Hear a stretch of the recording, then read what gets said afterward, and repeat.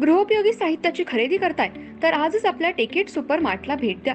कडधान्य, डाळी, साबण, ब्रँडेड कपडे, शूज, सायकल, कॉस्मेटिक्स हे सर्व मिळण्याचं एकमेव ठिकाण म्हणजेच टेकेट सुपर मार्ट. 5,000चे भरपूर डिस्काउंट.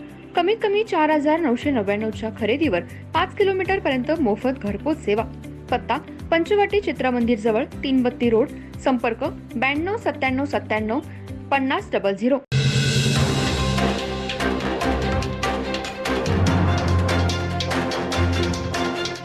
नमस्कार, मी तेजस्विनी मगदूम. एम मराठीमध्ये आपल्या सर्वांचं स्वागत आहे. पाहूया ठळक घडामोडी.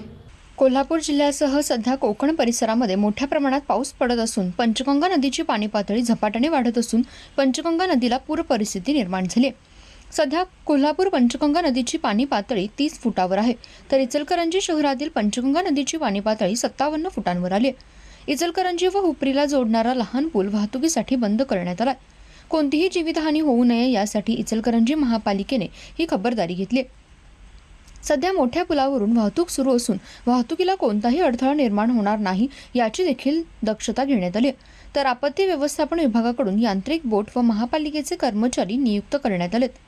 राज्यात सर्वत्र मोठ्या प्रमाणात पाऊस पडत असून कोल्हापूर जिल्ह्यासह राधानगरी, मलकापूर, शाहूवाडी, गगनबावडा, गडिंग्लज या आदी भागांमध्ये मुसळधार पाऊस पडत आहे. त्यामुळे पंचगंगा नदीच्या पाणी पातळीमध्ये वाढ झाली.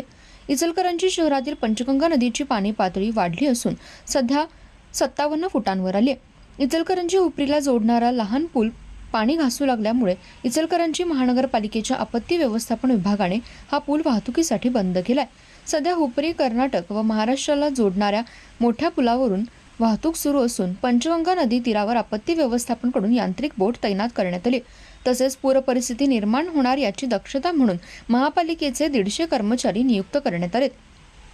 त्याचबरोबर पूरग्रस्त भागातील जनावरांसाठी चारा छावणी तयार करण्यात आली. महापुराचा फटका बसू नये यासाठी सध्या पोलीस प्रशासन व महापालिका प्रशासन सज्ज झाले. पंचगंगेचा पूर पाहण्यासाठी नागरिक मोठ्या संख्येने गर्दी करतात, मात्र पोलिसांकडून पूर पाहण्यासाठी येऊ नये असं आवाहन करण्यात येत आहे.